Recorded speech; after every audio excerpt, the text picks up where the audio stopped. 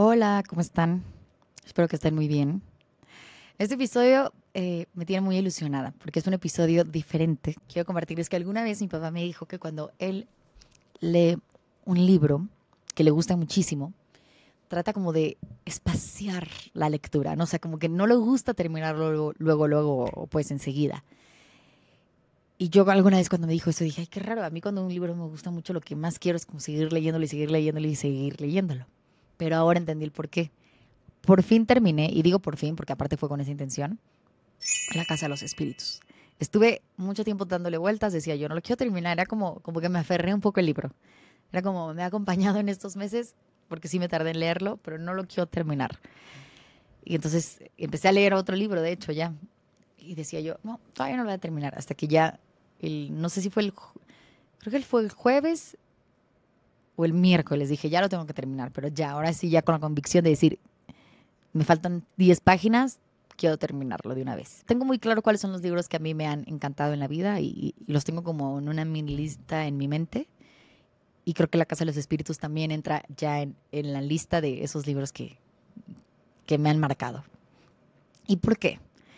Primero les comparto que hice como una guía de qué quería que fuera el episodio. Pareció importante conocer un poco más de Isabel Allende y me puse a escuchar un poco de su vida y de sus entrevistas. Y encontré unos datos que me parecieron muy divertidos y que me gustaría compartírselos. Así que me voy, aquí tengo una pequeña guía y quiero irme un poco paso por paso, digamos un poco en orden. Dice así, primero, muchos de sus personajes están inspirados en su familia, en la familia materna. Por ejemplo, su abuela, que en el personaje es Clara, en la vida real era clarividente y podía mover objetos con la mente según lo que cuenta Isabel Allende. Un tío que volaba en globo aerostático, que también aparece el tío estrafalario dentro de la novela. Creo que se llama Marco, ahorita no me acuerdo muy bien, pero creo que era Marco. Después, su tío abuelo, que eso me pareció bellísimo, tenía una novia, que era la tía abuela de Isabel. Pero fallece y tampoco queda claro el hecho de por qué fallece o el motivo de su fallecimiento. Pero Isabel recuerda que había un retrato en sepia de Rosa, de la tía Rosa, y que decían, o más bien era como Rosa bella como una sirena. Entonces que ella decía, ¿cómo son las sirenas? Ah, pues Rosa bella como una sirena, pues el personaje Rosa va a tener el pelo verde. Y gracias a, digamos, ese cuadro y al hecho de que la tía Rosa existió, pues también está el personaje Rosa en la novela. Segundo punto y otro punto que me encantó. En Hija de la Fortuna, retrato en sepia. Y mi nombre, perdón, es Emilia del Valle. Aparecen como muchas conexiones familiares, digamos como una genealogía ficticia. Vamos a llamarlo así. Porque muchos de los personajes de la familia del Valle que aparecen en la Casa de los Espíritus vuelven a aparecer o se manifiestan en estas siguientes novelas. Por ejemplo, el cura Restrepo que aparece en la Casa de los Espíritus, que en las propias palabras de Isabel era un cura muy desalmado, vuelve a aparecer en Mi nombre es Emilia del Valle. Isabel dice que de hecho estas conexiones no las planea, que aparecen de una forma muy orgánica, que surgen a través de lo que ella va escribiendo. Lo cual se me hizo muy bello también, pues cómo es la memoria, ¿no? Y cómo lo que habita en el corazón, de alguna manera, siempre vuelve a salir. Tercer punto, que ella no comienza un nuevo libro hasta que llega el 8 de enero. Porque por un lado, si ella termina un libro antes, pues dice, yo hasta que no llega el 8 de enero me siento a escribir. Así, a lo mejor sí es una novela histórica, avanza con todo el camino de la investigación de la historia, pero que el argumento llega hasta que se sienta ya a escribir. Y se los voy a dejar en los comentarios porque no recuerdo exactamente el porqué, pero creo que hay de dos. O porque fue el día que comenzó a escribir La Casa de los Espíritus o el día que salió La Casa de los Espíritus ya oficialmente. Ella comenzó a escribir el libro porque su abuelo estaba a punto de morir y entonces ella quería acercarse a su abuelo para despedirse, pero ella no podía hacerlo porque vivía en Venezuela, en el exilio. Y entonces ella comenzó a escribir una carta para su abuelo para poderse despedir Y digamos que esa carta son las bases, el cimiento, o de ahí surge la Casa de los Espíritus. Esa carta da para que de ahí nazca la Casa de los Espíritus. Eso se me hizo bellísimo, porque pienso que su abuelo, porque ella dice que era muy cercana a su abuelo, sin querer le deja ese, pues no sé, esa magia pues de la que tanto habla Isabel. Ella también cuenta que la Casa de los Espíritus llegó un momento en donde sentía que en su vida no había pasado nada. Su matrimonio estaba en crisis, sus hijos ya estaban grandes, ella vivía en el exilio en Venezuela. Entonces sentía pues, que en su vida no había pasado nada y tenía 40 años. Porque siempre se habla de que como que a los 40 uno ya tiene que tener todo, ¿no? Uno tiene que tener todo estructurado. Y me incluyo en esa, digamos, en esa presión que existe de tienes que tener ya todo.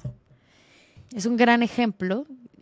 Me imagino que obviamente no estaba premeditado el hecho de ser ese ejemplo, pero que termina siendo, para quien lo quiera ver así, en este caso para mí sí, un ejemplo de darme cuenta que la vida a través de los años, no importa la década, tiene muchas cosas bonitas que darnos. Y se me hace muy bello el hecho de que a los 40 años la vida le haya cambiado con la Casa de los Espíritus, que además encontró su voz. Esa voz que a lo mejor andaba medio perdida, pero la pudo encontrar. Y pienso mucho en mi entorno, pienso mucho en mis amigas, pienso mucho en mis amigos, pienso mucho en mi familia, en mi novio, pienso mucho en lo que conocemos hoy en día como lo que podría ser la vida, y también pienso mucho en la vida de mis antepasados o en la vida de las personas que han demostrado, en este caso Isabel, que se puede caminar de una forma diferente y que no, la estructura no siempre es lineal. Y que esa es realmente la vida. Y otra cosa que se me estaba olvidando, que me pareció también muy linda, la idea de que cuando las personas tuvieron ya el libro en sus manos, tanto los expertos, digámoslo así, o los lectores, decían que la casa que aparece en la historia, representaba el orden del mundo.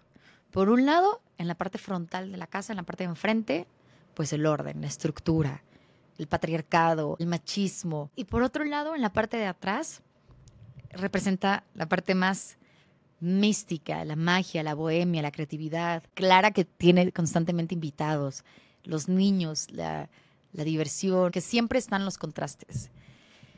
Entonces, eso me pareció también muy lindo verlo y verlo de esa manera. Yo no lo había visto así hasta que escuché que ella lo dijo en una entrevista y también me encantó. ¿Y por qué creo que es un libro que me deja profundamente una conexión con lo que leo en las páginas? Porque yo siempre he tenido una relación muy cercana con mis abuelos y sobre todo hoy en día con mi abuelo José. Mi abuelo José es médico y yo siempre digo que es como mi mejor amigo.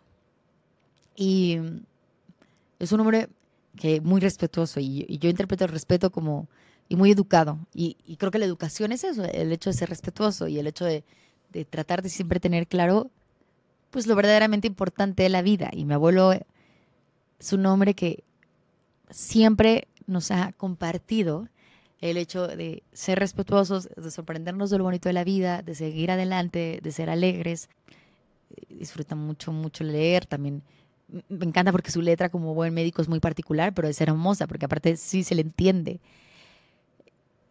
Y eso, tiene como muy claro los valores y a lo mejor suena a cliché o a qué aburrición, pero es muy congruente y es respetuoso y es muy humano. Y entonces eso para mí es como algo de las cosas más bonitas que yo agradezco en el mundo. A mi abuelita Silvia también. Mi abuelita Silvia hizo y hasta la fecha continúa haciéndonos como, digamos, siempre cuando alguna tiene alguna duda o miedo, siempre nos dice, échale ganas, échale ganas. Y su voz, y el échale ganas, siempre está en mi mente. O sea, siempre lo tengo aquí. Y de niña, mi abuelita Silvia siempre nos traía muchísimos dulces. Entonces, hasta la fecha es algo que me encanta. O sea, yo creo que voy a tener, no importa la edad que tenga, voy a seguir queriendo traer en mi bolsa un Duvalín o una Rocaleta o sea, no sé, un chocolate de vaquita. O sea, cualquier cosa de esas, siempre. Me encanta. Me acuerdo, obviamente, también de mis abuelos Antonio y Flor. Y mis abuelos, digamos, aparte que que me acuerdo de muchas cosas en particular. Por ejemplo, me acuerdo de que llegar al rancho y ver ese cielo iluminado hermoso bajo el cielo de Zacatecas, que es precioso y siempre está lleno de estrellas. Luego ver en cada una de las puertas o de los acabados las iniciales de mis abuelos, ya sea AIF o era AFEA, ahorita no me acuerdo muy bien, pero siempre estaba presente y hasta la fecha sigue ahí, digamos, su historia de amor. Luego también me acuerdo de la capirotada, que personalmente no es de mis cosas favoritas, pero me acuerdo de ver cómo le hacían. Era muy divertido cuando llegaba ya Pascua y pasábamos tiempo en el rancho, o el verano, o diciembre. Eh, Me acuerdo de muchas cosas bonitas, la verdad. Y también de cosas que me dan risa, porque nadie se las cuestionaba, pero podían ser muy excéntricas. Y entonces eso me genera una familiaridad con el libro, que de pronto dices, qué excentricidad con esto que estoy leyendo, ¿qué es esto? ¿No? ¿Qué, la familia del Valle, qué bárbaros, qué excéntricos? Pero encuentro que como latinoamericanos, me imagino que muchos tenemos esas coincidencias. Y yo lo interpreto también así con mi familia y lo veo con mis abuelos. También el hecho de salir a caminar en las noches, con miedo, a lo mejor decir, vamos a salir a caminar a ver las estrellas, qué bonito, pero qué terror, porque en el rancho pues no se escuchaba ni un ruido, ¿no? Y entonces podías escuchar perfectamente tus pisadas. Entonces todas esas cosas que guardo muchísimo de mi infancia y que siempre digo que me han alimentado y que me siguen alimentando el espíritu y que algunas las recuerdo con mucha nostalgia, otras las tengo muy presentes y otras siguen existiendo. El hecho de que yo alimentaba mi creatividad cada vez que yo llegaba al rancho y me sentaba a, a leer o me sentaba a dibujar, a pintar con acuarela o a hacer un picnic al aire libre, no sé, a ir a cortar una fruta y decir vamos a lavarla y cómete algo así, tal cual, que de verdad recuerdo con muchísimo amor y también les digo con mucha nostalgia, pero que, que siempre puedo recurrir a ese lugar y que siempre es, digamos, es como un lugar que trato de cuidar mucho y al que regreso cuando necesito alimentar mi creatividad o cuando necesito regresar un poco más a mí, también eso es el lugar. Y espero que cuando ustedes lean La Casa de los Espíritus también, como les decía yo, puedan encontrar algunas similitudes, que creo que esto es también lo bonito y lo valioso de la lectura. Y que también hay cosas de las lecturas que nos hacen cuestionarnos mucho sobre nuestro entorno, tanto para bien o como para decir, esto tiene que cambiar. Pero bueno, que estén muy bien, cuídense mucho, gracias por estar aquí, nos vemos en el siguiente episodio. Bye.